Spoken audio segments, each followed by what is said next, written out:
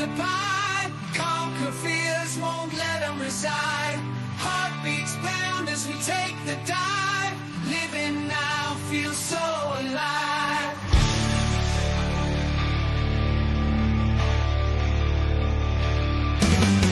Heart steel veins glowing bright. Fitness gone in the dead of night. Dating game, we got the sight. Crushing finance, career out of sight. Men of now, we own it true. Breaking change, just me and you. Success stories everywhere. Living life beyond compare.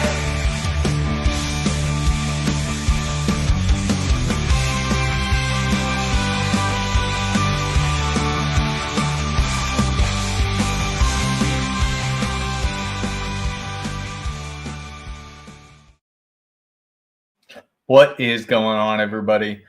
Welcome to another beautiful Tuesday, where we're going to be talking today about the importance of moving slow and the importance of having patience with things. This one, it kind of blew my mind and has been blowing my mind more and more and more as I continue to age and mature, that just being able to pump the brakes tends to lead to the best results. And there's going to be a couple different examples that we talk about here, but I do want to bring up my good friend, Mr. Kevin. How are we doing, brother? I'm doing great, man. Just like we was talking backstage, worked on the car a little bit today, and everything went smooth as it can for working on a German vehicle. Didn't break anything, very minimal cuss words, and everything went good. So, success. Good stuff. Good stuff. And as you can see here, I'm the tortoise. I'm the slow moving wise one, and you were the young, very rash. Yeah, cocky, arrogant. Got this, can't be beat. But it's crazy because this has been pressing a lot more in my life over the past few years, and it's one of the things that we spoke about with Men of Now and you kept reiterating is like, go with the right pace. And it's been something that those of you, like people that are a little bit older and wiser than me, more experienced, have been pressing on me a lot more at this stage of my life. And it's like, you don't need to rush to the finish line. It's better to have everything done the right way first, set the right foundation, so that when you get to that point, you have a well-oiled machine. And I think a lot of the times that we look at our lives, we look at our finances, our personal relationships, our professional relationships, our hobbies, or like everything. When you look at everything holistically, we always want to get to a certain goal. Now, we don't always define that goal. There's a whole other side topic, not defining goals properly. But we're always trying to get somewhere, and we just want to get there. Yeah. But I think that one of the things that gets overlooked a lot is that when you go on a big journey, whatever that journey may be, when you get to the end of it, you look back at every single frustration, every single triumph, everything that went on during that journey, and that's what you love about the entire thing. You don't love the fact that you hit the finish line. If anything, at that point, you could honestly care less. But what you care about is that entire journey to get there. Mm-hmm. Yeah, and in today's society, to trust in the process and taking the slow, correct journey is not what many people want to do. I'm Gen X. I was born in 1978, so I'm right on the cusp there of Gen X and millennial. So, I mean, some of us call my kind of Xennial, but my generation is known as the microwave generation. Because like in 1978, not many people had microwaves, but it was this new cool thing that came out that you put food in, you pushed a couple of buttons, and instead of having to prepare it, preheat the oven, make it, put it in the oven, let it cool off. It's this cool thing that within 2 minutes would warm stuff up, and so it gave you the end goal a lot faster. And so that's why we were known as the microwave generation, is we didn't want to take the time to prep the food, to preheat the oven, to read the instructions, to put it in the oven, let it cook like it was supposed to. We would rather have it right then, because that was faster, that was easier. It still accomplished the goal, but one thing I found out about microwave, especially microwave frozen shit, yeah, it's done on the outside, but then when you bite into it, it's still frozen on the inside, so it's not as satisfying. And then you're pissed off, and then you have to cook a little bit more, and it's overcooked.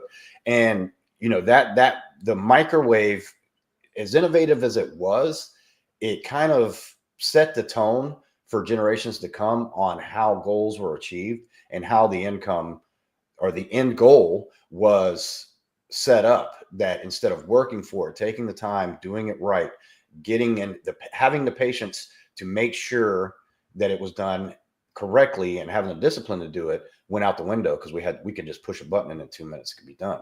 And however, we see how that worked out with a frozen burrito. Yeah, the outside was done, but the inside was still shit. So we didn't get what we wanted in the end. So it was a crappy outcome. No, that's actually like super interesting when you talk about that, because I love cooking and I love playing around with different ways of doing certain things. Hell, like I'm just finishing a little bit of a Mediterranean goat meal, which was absolutely fantastic. This is leftovers that we had from this weekend. And it's interesting because this place that I had moved into doesn't have a microwave. At any point in time, I can go ahead and buy one. Mhm. I haven't yet, though. And it's because the way that you can heat things up, whether it be on a pan or whether it be in the oven, the quality just comes out better. And I noticed myself a lot, like still like trying to get back to those microwave days where like, yeah, I wish I could just have like 2 minutes and it'd be done. But the quality is not there. And what I found really interesting about what you're saying is like we want the expediency, not necessarily the quality. That's kind of what we've done with content and things like that as well. We have all these TikToks and Instagram Reels and YouTube Shorts and all this stuff that's going on where it's very quick. It's meant to keep your attention very fast, but that's about it. And I think that's you're right. It was the first step towards that. And I found that as much as I hate it, unwiring my brain to be more present and patient with everything that's going on in life is a lot more enjoyable. It's weird. In the past week here, and that's part of the reason why I wanted to bring up this topic. In the past week here, I've actually started to meditate again, and for the first time in a long time, actually sit in true silence for a while. And it is crazy when you actually sit in pure silence, how busy everything else is, and how calming it just is to remove yourself from it. Mhm. Have you experienced that yourself? Like, I know that you don't use social media as much as somebody probably my age, or definitely not the ones that are younger. But you know what I'm talking about, that importance of just the silence or like the natural stillness that exists in nature, or you go out on the boat, right? Like Mhm. just going out on the boat and being disconnected from the world. Like I want to hear a little bit from you on that, because that's kind of what I'm talking about. That moves slow, not fast, for success. I think that's a huge piece of it. Mhm. Well, we talk about it a lot, in my last webinar, when it comes to compound interest and building wealth over time. I brought up a good thing that we were talking about is, the slow and steady pace of, 3, 4, $500 a month and some good ETFs, growth stock mutual funds, dividend paying stocks, whatever. That is a proven method to build wealth over time. However, when you see somebody on TikTok or you see somebody on Instagram, there's all kind of shorts and reels out there that say, buy my program and I will show you how to turn, $1,000 into 50,000 in 2 weeks, which most of them are bullshit. But we talked about in the webinar is the reason why people aren't drawn to the tried and true method of compound interest, discipline over time, is when you hear that 60-year-old that never made more than 75,000 a year throughout his whole life. However, in his 20s, started investing $300 a month, but now that he's 60, he has $3.4 million. That's not exciting. what's exciting about that? That holy shit, it's going to take me 30 years, 40 years to get what I want now. And some people even think, well, at 60, I'm not even going to be able to enjoy it because I'm too old. Because that's not, it's not exciting. It's not mine. It's not stimulating to hear those types of ways to build wealth. And a lot of people nowadays, they just want to move fast. When they think they got something in their mind, whether it be a goal or a possession that they want, material possession, something like that, they don't want to sit there and take the time to plan it out. Of, say it's a new car. In 5 years, I can buy a brand new car if I set this amount of money aside every paycheck. And then with the trade-in that I have at that time, that takes a little time. You have to slow down and actually come up with a plan. However, nowadays, banks will happily loan you $50,000 to go get that car that you want, even though you're only making $35,000 a year. And over time, that's 6 years. At 7 years, it might take to pay that $50,000 car off. You've already paid $65,000, and now that car is worth $5,000. And not taking the time to slow down and come up with a plan and figure out a way that you can get it where you don't have to go into debt, for one, pay a shitload of interest, and then plan it out to where that car still be worth something when you go to get the next one, is what's really hurting today's society, because everybody wants it right now. And I'm guilty of this too. I'm not just saying young people do this, older people do this. This is not age restricted. A lot of people want to not take the hard way or the longer way instead of taking the easy way. But then at the end of the day, when they get that car paid off, you end up hating that $50,000 car because you looked at all the money that you had to pay in interest and overtime and the breakdowns and this, that, by not being prepared and taking the time to plan. Then it makes that experience far worse than it could be if you just took the time to plan it out, make yourself available to invest the money, save the money, be patient, and then get what you want that way, because that's not exciting. But getting it tomorrow because you want it today is very exciting. And that's where the whole microwave generation that I was talking about, and the way we are as a society right now, that you have to worry about gas prices going up, you have to worry about eggs, because you haven't prepared for something like that to happen. But if you slow down, take the time, like you said, meditate, take some time for yourself to sit in total silence and clear your mind. It slows the world down and it makes life a lot better. Good point. Good point. Yeah, because I think that's what everybody just freaks out about, is that they compare themselves a lot more since we have more access to that. So they're comparing themselves a lot more to other people that they're seeing, and then they don't think that they have enough, and then they overextend, and then they wonder why they can't retire when they hit 60, 65, and they have to keep working or they have to go back to the workforce. Well, there's a balance here. And I know it sucks. And that's what's hard, is because our society has given everybody anything you want at your fingertips almost immediately. I mean, hell, when you look at, if we're going to talk just finances right now, if you look at all the things they're doing with Afterpay, which is something that I use a lot. Afterpay is when you go ahead and purchase something, and then you can break it up into 4 2-week payments. I only use it for one thing and one thing only: these bad boys. And the only reason why I do that is just to give me a certain level of budgeting that's a little bit more finer tuned than like a monthly credit card statement. It's a little bit more complex, not something I really want to get into here. But it comes with 0 interest. Now, the issue that comes with it is that with Afterpay, you got Afterpay, you got Klarna, you got a couple other ones that are in the space. The issue that comes with it is that you can now use it for anything. So now you have people that are purchasing things on Afterpay, like purchasing things like a Chipotle burrito on Afterpay, and it's just racking up, and people are not able to pay their bills. And that's one thing that I just think is insane.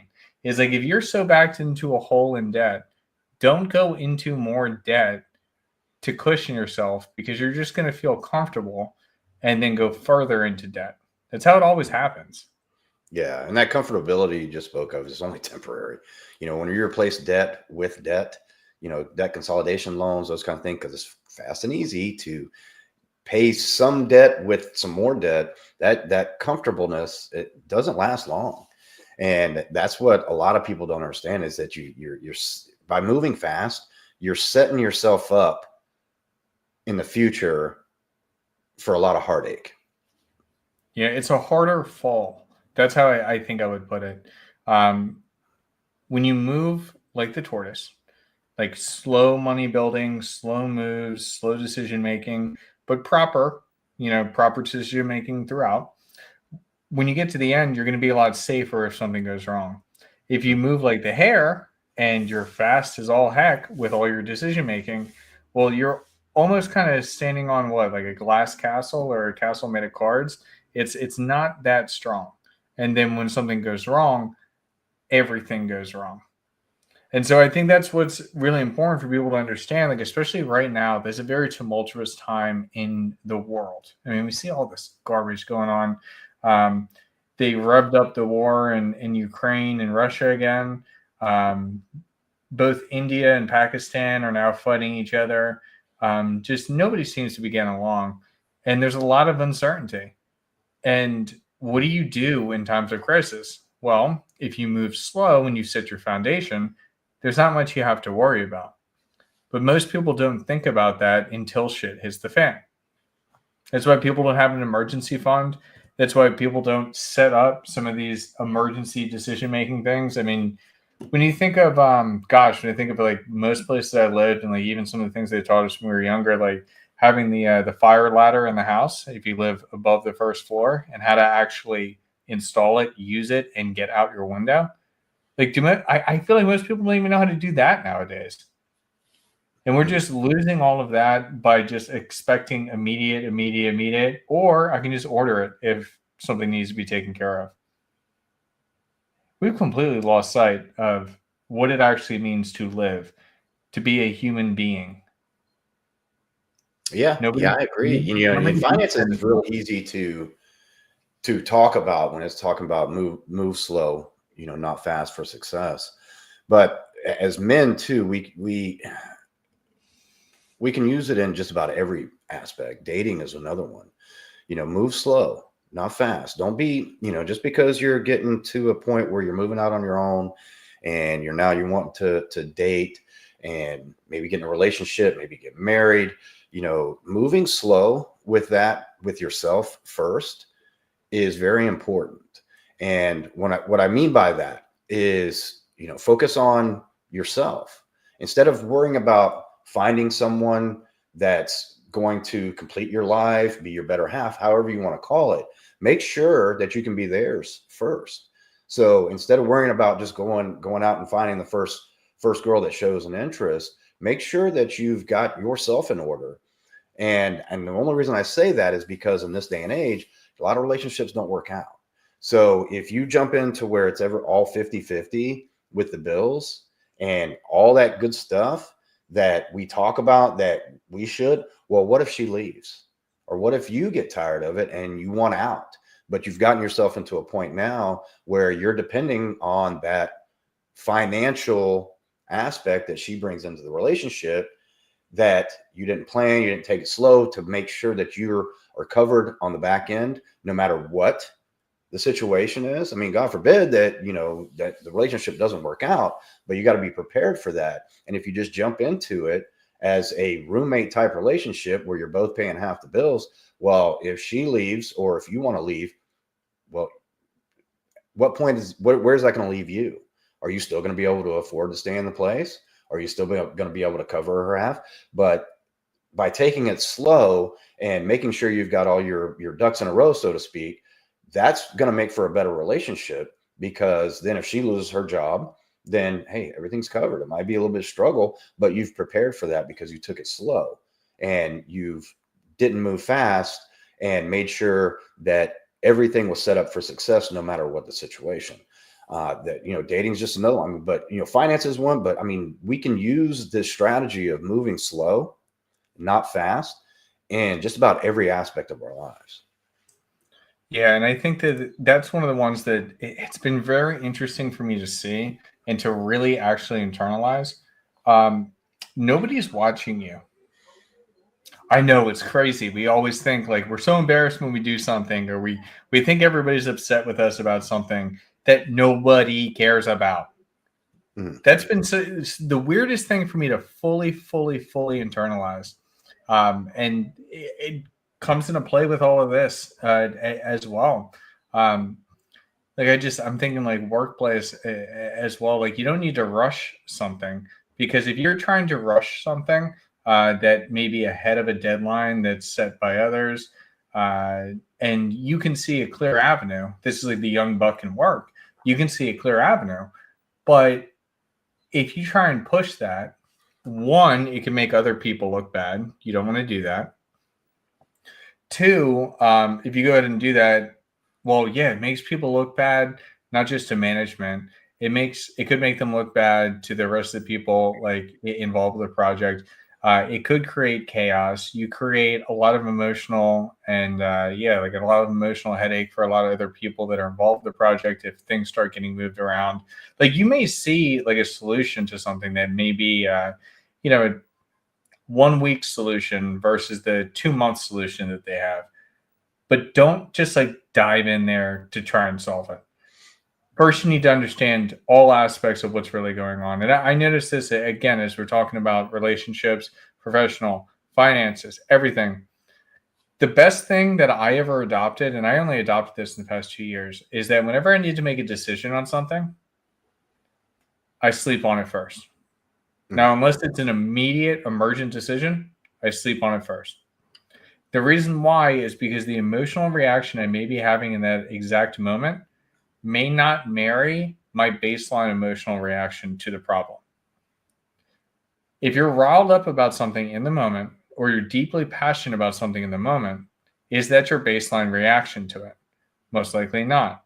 So when you can pull yourself back to baseline, you can actually look at it objectively and make the proper decision from there.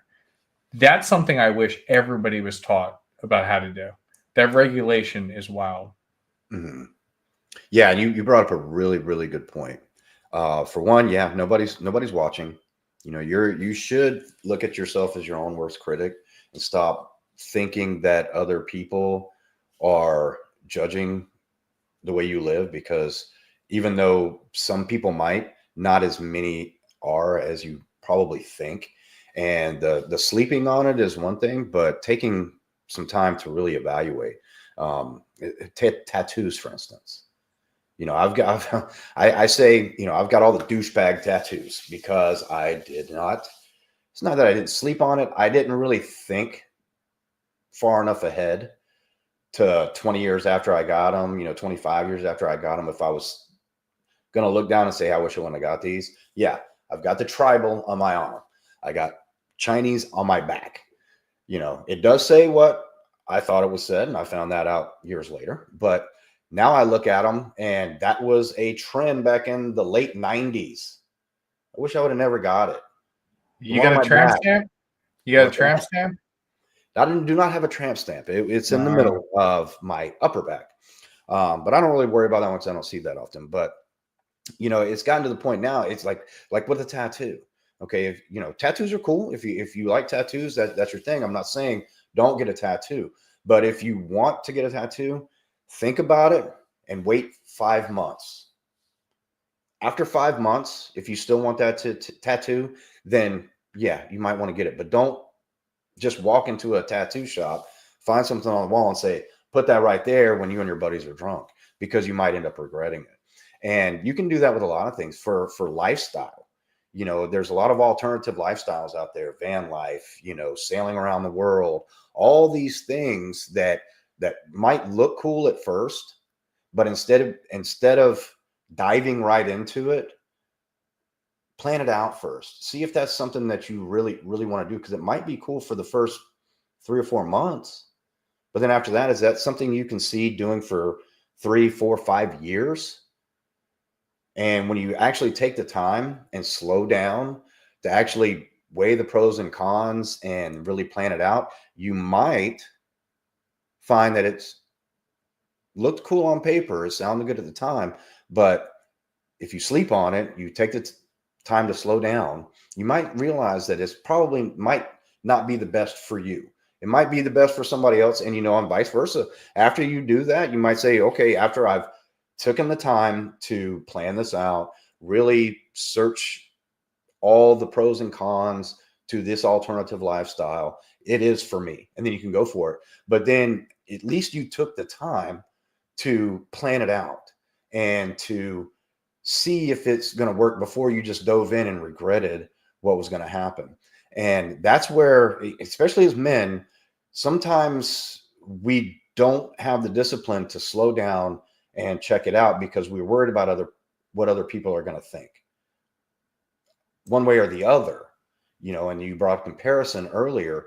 That's one thing a lot of men do. We can, in the gym, you compare yourself to the guy next to you, whether he's overweight or he's in a lot better shape than you are. But the only person you should ever be comparing yourself to in the gym is the person you're looking at in the mirror. Are you doing better than you did last time? Because that person, whether they're overweight or they're jacked and in 5 times better shape than you, they don't care about you. Believe it or not, they do not care about you. They might judge you while you're there, but when they leave, they don't think about you. Just like you shouldn't think about them while you're there, and you shouldn't judge them while you're there as well. But think about how many times you think about that guy when you left the gym.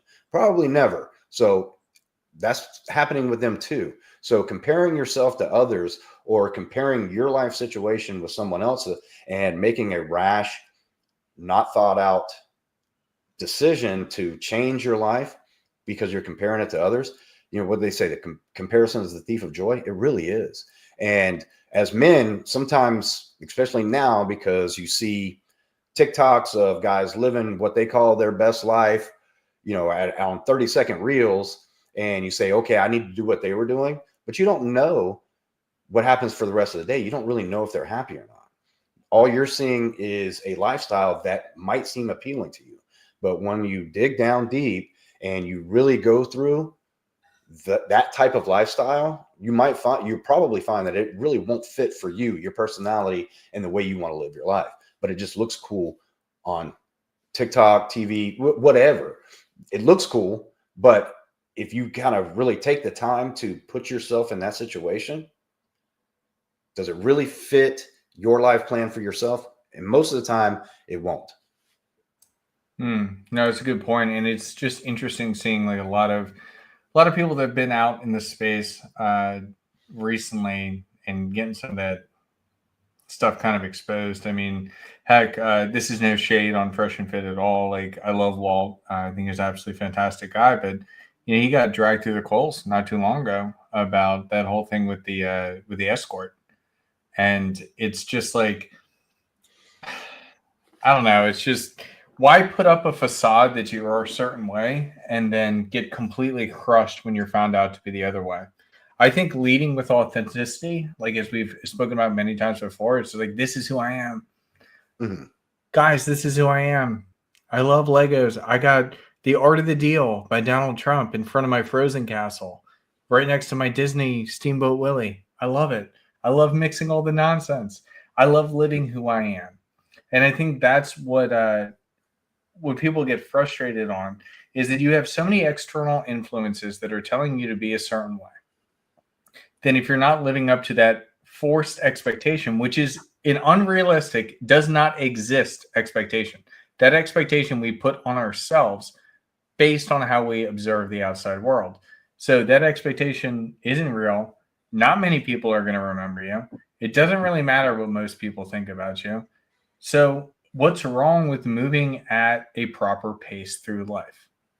I think that's what gets lost all the time. Like, everything nowadays is immediate. And then we see flashy money, all the type of stuff, celebrity. It's like, I just want that. I don't know how we really slow everybody down again. But I know that as soon as I started to slow down, everything in my life changed. And it only changed for the better. and I still am having difficulty pumping brakes at certain times. Yeah, When did well, you it's a start decision to? every person's got to come to on their own, whether it be a realization, whether it be a rock bottom, whether it be, like you mentioned, Walt.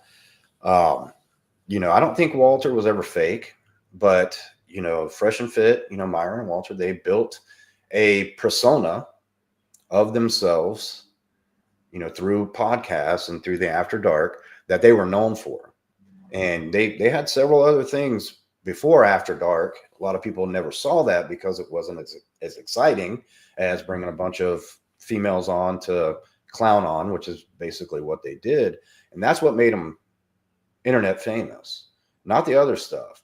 But then once they got into that role, they had to fulfill it. They had to keep it up, even though they had lives outside of their podcast. And that's what, made it hit so hard for Walt when he got, for lack of a better term, an escort pregnant. And it got out. And this day and age, of course, it's going to get out. So when you've built yourself up as this guy, I'm the good cop in Fresh and Fit, and I talk to women on how they're supposed to act to get a high value man, and then I do what I did, you see how the world comes down on you, and whatever happens with him happens with him. I wish him the best, but at the end of the day, like we were talking about, I don't really care because I don't really think about it that much. But look what it did to his lifestyle. Yeah. No, it completely changes everything. And it's interesting. It's interesting how that works. And I think that in that example, the move slow, not fast, he was moving faster than the pace he should have been, which is why the situation became mishandled. Mm-hmm. Granted, I think everything turned out fine afterwards. It is what it is, but it's an example of when you try and move too fast without covering your bases, what happens. And so it's just important to kind of understand that. And even when some amazing situations pop up or you're having amazing success, that's not forever. Everything in life is cyclical. So it's very important to understand that, pay attention to it. And then when you're on a huge upswing, it likely means that there's going to be a rebalancing soon. It's just the natural ebb and flow of life. It's just something to be aware of. And that's why I think that when you find that right pace for your life, and God, Kevin, I'm so glad I met you and like talking about some of the finances and parking money away in the right places, because gosh, things just compound, and it's guaranteed compounding. And it's a lot safer than a lot of things they push today in these TikToks or other things like that. Yeah. But like we were talking about earlier, it's not exciting. It's not as exciting that other people make it seem. But yeah, it's a slow, tried and true method of building a nest egg. Building a small fortune. And unfortunately, we can't all be billionaires. We can't all be Instagram famous. We can't all be YouTube famous, even though, a lot of people, even some guys that might see this thinking that that's what they want. If you got it, if you had it, you would hate your life, man. Think about it. Do you really want to always be recognized at a gas station or the grocery store, or people coming up and wanting to talk to you? I mean, a lot of people think they want that until they get it. And then it doesn't bring you happiness. That's for sure. Ask little douchebags like Jack Doherty. What is he known for? Wanted to be famous. He got famous, but he got famous for the wrong reasons. Now he gets clowned more than he ever gets any praise by getting out there. And he's not going to live that down for a long time because of the persona that he brought himself up in. And I can guarantee you, if he could change things, he would. Because he didn't take things slow. He didn't plan it out, And I think his parents are to blame too, but that's another story. But that's another thing of moving slow, taking your time, really evaluate what your outcome is going to be. And is the outcome going to make you a better person? Is the outcome going to make you happier? Is the outcome going to make it better to wake up and more fun to wake up every morning? Or are you going to wake up every morning saying, fuck, I wish I wouldn't have done that? Mm-hmm. That's a good point. That's a good point. I wanted to ask you final thoughts before I close, but it's a really good way to think about it. I really do love that, taking the night or taking the next sleep cycle, whatever it is, like give yourself a day. And then if you still want to go ahead and move forward with it, I'm really good with this on purchases. I'm not very good with it on investments. Sometimes I'll jump in on an investment at an improper time just because that fear of missing out, but it was the improperly timed thing to do so. But I'm very good at it when it comes to purchases and sleeping on it and making sure, you know what? Yeah, I do want to get that. And then I'll get in and do it. And I would say that 4 out of 5 times, if I sleep on a purchase, I will not purchase it. Yeah. But 1 out of 5 times I will. So it just goes to show it's like, yes, no, I know I want it. It's like, do I really want it? And I gotta do that more with the investments. But I think that's a lesson that everybody can learn. And I've just been noticing across everything in my life, like patience and moving slow. God, how many times like in relationships you get in a fight with your girl and you just want to solve it right away, but you just can't understand why she's still so upset and how she can't just like snap back and have the objective conversation and just move forward. But she's still processing her emotions. And we're just like, guys are just like kind of locked out of that sometimes. So just with like that, as I'm saying, with work, with finances, with everything in life, once you find the right pace to kind of move at, this is a lazy river. Life is a lazy river. It's not a water slide. So stop treating it like a water slide. Just have your fun and understand that there's ebbs and flows, but every moment of it should be enjoyable. Yeah, I agree with that. And believe it or not, we only get one of these. This life on Earth. A lot of people live their life like they get a do-over, and we don't. I do believe that there's something after this life. However, this life on this earth is the only one we got. So the slower you can live it and enjoy it and live in the now, the better off you're going to be in the long run. Because so many people live life today like we're going to get a do-over. How many times have you heard somebody say, well, if I can go back to this age and do it all over again, this is how I would do things. The way things I always say, man, is I don't really know if I want to do that, because who knows how bad I'd fuck it up that time, but people kind of live with that mindset is, okay, well, we get a do-over, once I get the next opportunity, I'm going to do it different. But the next opportunity is right now and forward. Time is not something we can get back. So living slow, living in the now, living logically is the best way anybody can live for themselves. So that way, when you do hit the end, hopefully it's at the ripe old age of 80 or above, you can look back and say, I really enjoyed that, instead of just living for the next, TikTok video that's going to make me rich, or living for the next thing that I think that I want, but then when I get it, I hated it.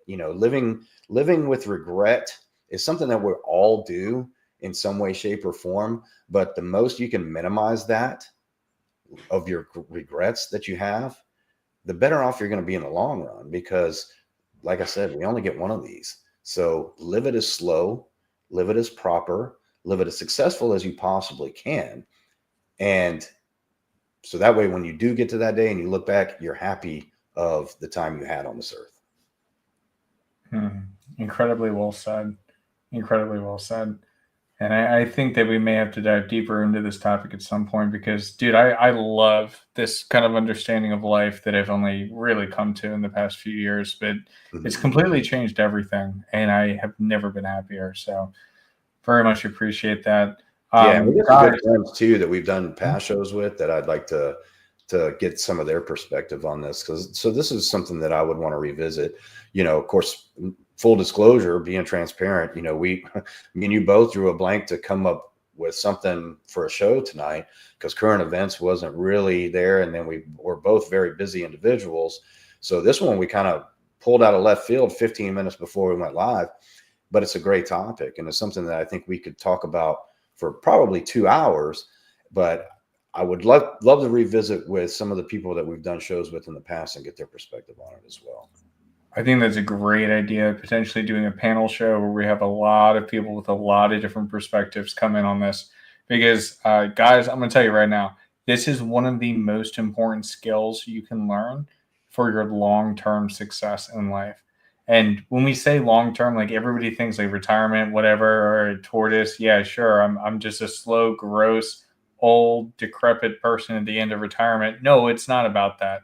It's about setting yourself up every step of the way. Just because you're putting away maybe more than you would otherwise does not mean that you will not have more expendable income along the way to do what you want. But again, that gets even deeper, and we got to have Laurent on for that. But Yeah. until then, this was a really great discussion. If you guys didn't check out the podcast we did with Practically Famous, definitely check that out. It was last week, and that was really insightful. And we ended up talking for like an hour and a half afterwards. Great show. Those two are some really unique individuals, very cool individuals. We can learn a lot from them. They can learn a lot from us, and our audience can benefit from us collaborating together, I think. Absolutely. So definitely looking forward to that. But we got a lot of exciting things coming. If you do want to join Men of Now, I would suggest probably reaching out to me on Instagram, or you can go to the YouTube channel, menofnow.us. We're going through another restructuring as we go into the next phase. We're doing multiple phases as we continue to build this behind the scenes, which has been so much fun. Literally, I'm so excited seeing the quality of guys and people that we have involved increase. But it's really cool. It's really cool. So definitely reach out on that. We will follow up with you guys again next week. Continue on with everything that we're doing. I know, Kevin, you've got another financial webinar coming up. I'm going to be doing one soon on some aspects of dating to help you avoid the pitfalls that are going on in online dating nowadays. And then Josh is going to be doing something on wealth and lifestyle soon. So definitely stay tuned for that. But until then, guys, appreciate you, and we will send you out with this. Strong and wild, we rise up high. Conquer fears, won't let them reside.